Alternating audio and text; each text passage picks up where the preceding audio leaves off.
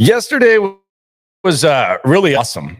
And I know the result wasn't good, although if you are in the number one pick camp, then that's great. But it was just really nice to go to a football game where people actually cared about what was going on the field. And I know that's setting the bar very low. I know that that's grading on a curve, but if you've followed this team, if you've been around this team, hell, people in the last few years have canceled their season tickets. And I don't think it was a full house by any stretch yesterday. I think in most NFL cities, if you would have had that crowd for that game, there would have been a little bit of disappointment. But just the whole vibe, the way that everything was going, the fact that everyone was excited to be there, the fact that it was a game that people actually cared about. Yesterday was awesome. It was great just to have that. And hopefully we can get that around here in Houston sooner rather than later. Because way too often, and this is going to be the case for all the remaining games that are played at NRG, people are just out there because they love football. The game itself is secondhand. There's not as much excitement. The stands are even more empty than they are, and it was just nice to have that. It was nice to have a little taste of that, and it was nice, despite the overall effort of the team, to get a little bit of that, and I enjoyed it. Didn't really enjoy what happened on the field. And I think covering this squad can be pretty exhausting if you actually do it. I look at it from everyone's point of view. Like, I couldn't imagine being Mark Vandermeer and John Harris, like, who I love very much. But I couldn't imagine having to cover this squad from their point of view and being in that building and seeing everything that's gone on. I couldn't imagine that. My radio friends, my teammates and stuff, that's kind of interesting too, because we are allowed to criticize the team. We're allowed to talk bad about the team. But we also got to balance, what the people actually want. I thought it was funny. I was watching Randy McIlvoy, who McIlvoy has been pretty damn critical of the Texans. I was watching his newscast here, and he did the whole newscast, and there wasn't even a mention of the Texans on a Monday. That's freaking pathetic. Not by him. I mean, he's got a number one basketball team in U of H. You got the Justin Verlander. U of H volleyball went to the tournament. It's pretty pathetic when you find yourself as the NFL team, and on a Monday, after the quarterback who you made the second highest paid quarterback in the NFL, with all that drama, he comes to town, and it's not even worthy of the Monday news segment. Sports. That's bad. I mean, that's worse than for the Texans. That's worse than anything we can say about Lovie Smith. That's worse than anything we can say about Nick Caserio. That's worse than anything. That's sad. And that's what they need to avoid. And it was just fun yesterday to go to a game where, it at least somewhat resembled what an NFL atmosphere is supposed to be like. It was very exhausting, though. Very tired today. It was fun to get to sit in the stands and be a fan. I wanted to take this one on with the people instead of in the press box, and it was fun. It was fun. I know it was, like, as far as what happened on the field, I think it's pretty funny that Lovie thinks his defense was just so awesome yesterday. And I'm not saying that, you're not going to look at the numbers and say that the defense was clearly the strength of the three units. It was probably the worst special teams game that they've had in Frank Ross's time. And the offense is as bad as it's ever been. But, that Cleveland offense wasn't going to move the rock at all. If you really want to measure the defense, you're going to get a taste of that this week against the Cowboys and then next week against the Chiefs. But Lovie seems to really – he's he's fine praising his defense, and today he criticized the offense. Lovie said that, I mean, he didn't get testy, but he seemed open to a quarterback change. I think we see Davis Mills sooner rather than later. I thought we should have seen him in the second half yesterday. I thought that was a mistake. Davis Mills should have been put in the second half. You should have seen how he responded. Your backup quarterback of the future gets a chance to come in there. You see how he responds in that environment. And I thought that would have been a really, really, really relevant happening rather than putting Kyle Allen out there. And then we know how that ended. Kyle Allen with the fumble of the QB sneak, and then the wheels just kind of fell off. But I think we do see Davis Mills again. I thought we should have seen him last game, and Lovie Smith seems a little bit open to it. He also is not as hesitant to bash Kyle Allen as he was with Davis Mills. Y'all notice that he was very defensive of Davis Mills whenever the Davis Mills stuff would come up, but whenever Kyle Allen, he has no problem. He basically said the offense stunk, he stunk. So yeah, obviously you can't be pleased with the play at the quarterback in that situation. I think it's really interesting how much different Lovie Smith is with Kyle Allen and with Davis Mills. Max says, when is enough? This team breaks my heart. I mean, that's a personal question. I don't know. When is enough? I think this is going to be an exciting offseason. There needs to be some buzz. Can this regime, can Nick Caserio excite the fan base? There's always a little bit of excitement each year. There was a lot of Lovie hype. There were good vibes and stuff this year. And then you saw this. But we're looking at most likely 3 coaching searches in 3 years. And I feel like this should be in a perfect world. This should be the 2 worst years, and this should be you kind of getting through the mud. But if you don't have better results next year, and I'm talking immediate results, I'm not doing this process over results shit anymore. You're gonna have cap space. You're gonna have all these draft picks. Like, I'm not doing that. I got to see some tangible improvement. The process over results can only go so far, especially with all the choices you have. There's been some talk about, do you draft a quarterback number 1? We're going to have plenty of time to get into that. My question is, can this, and sometimes it doesn't matter because at this point, all they need to do is go out there and win.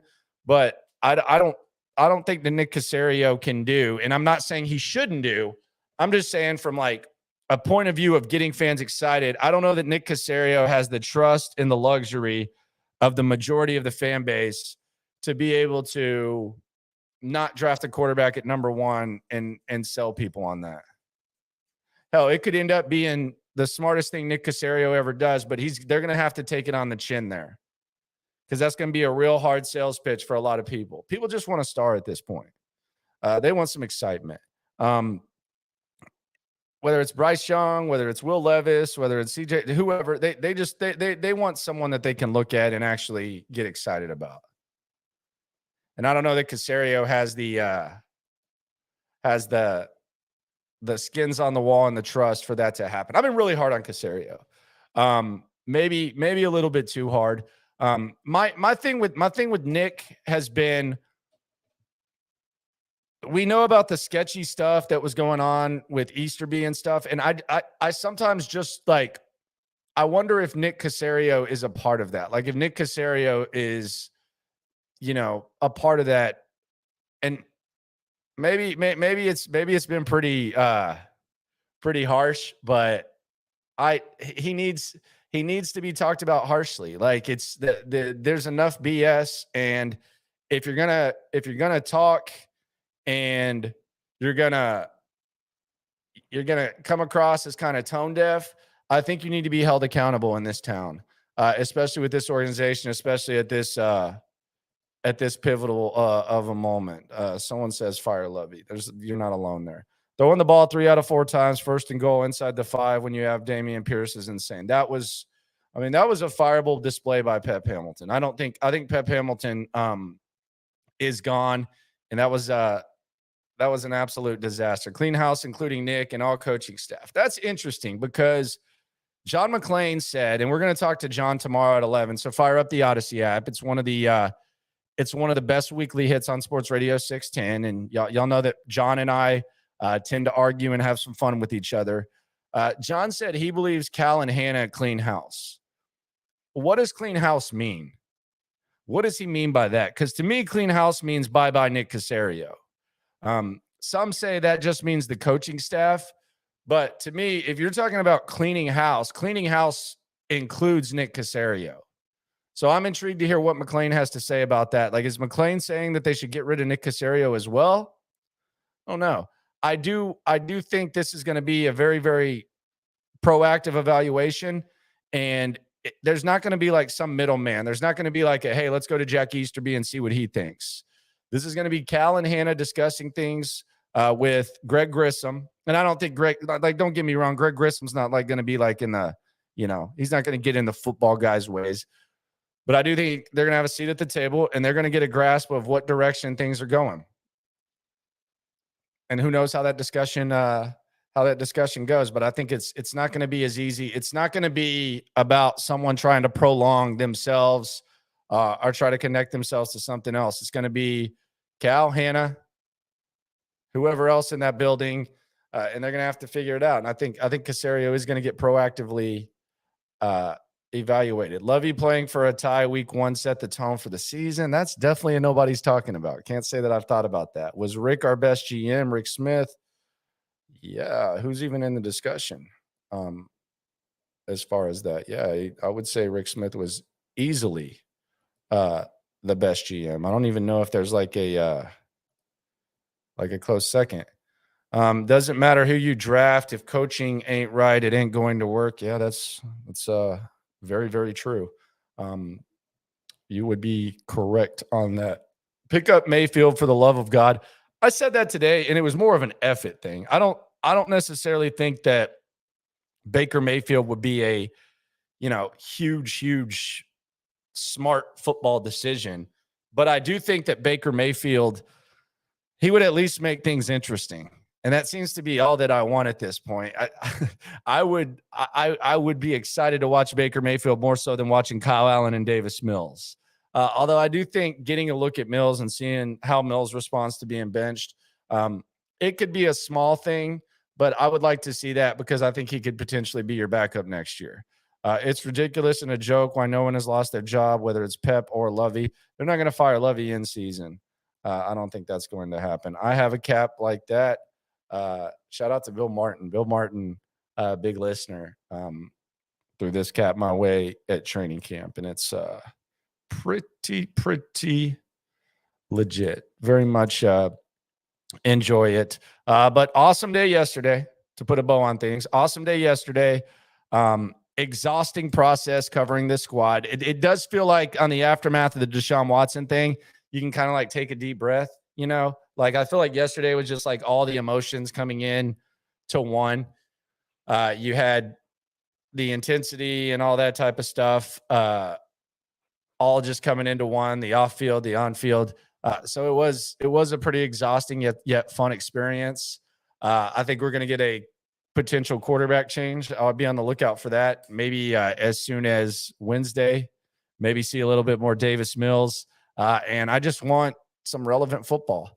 We'll get more into that as the week goes on. It's Cowboys week. Cowboys open as a 17-point favorite over the Texans. And there's a lot of people already wanted to make that bet. I actually bet Lopez. I took the Texans plus 17. You can call me stupid.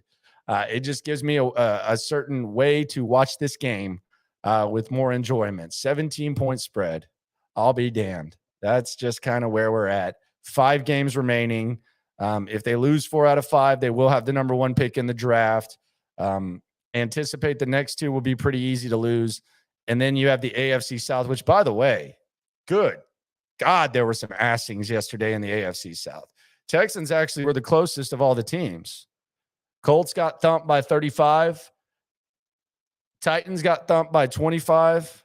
And the Jags got blown out too, or whatever it was. But the Texans were the closest. The AFC South is trash. That might be another appealing thing for the next head coach, man. I mean, you can come in here if you can coach at a competent level and Nick Caserio can handle these assets right, it might not be as long as a lot of people think. And I know those are big ass ifs, like really, really big ifs. But man, this AFC South is trash. And the NFC South loves whooping up on it. I just saw a mock draft that has us getting Levis. That would be bad. Depends when. First Coley, now Lovie. Who is going to be the next coach? Tom Sula. I don't know. Baker Mayfield is toxic. A QB doesn't get dumped this often without good reasons. Why would we ignore the red flags? Look, I just said it for my own amusement. I don't think it's going to do anything. Texans not going to win anytime soon with the Cowboys and Chiefs up next. That's true. What are your thoughts on Anthony Richardson? Maybe a second rounder. I don't know, man. I don't know what they think of Anthony Richardson. I'm not sure. He started off the season really well, and then he kind of came down to earth. I know he's a freak athlete, and I know that I know Damian Pierce probably knows a little bit about him. So we'll see what happens. There's going to be plenty of time for that. I don't think he's like a first round guy. Probably a day 2 guy. Put him in a good situation where, he's backing someone up. But the draft, we got plenty of time for the draft. This is about the aftermath of Deshaun, the state of the franchise, and the Cowboys being a significant favorite.